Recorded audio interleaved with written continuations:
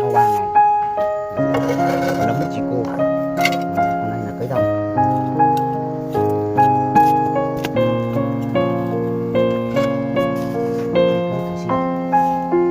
Cái gì hay cái ngọt?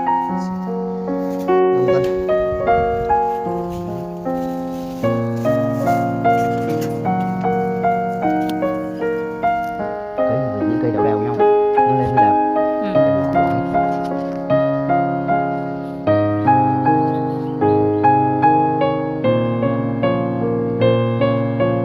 Nhà bố không trồng thì chị vải này cho.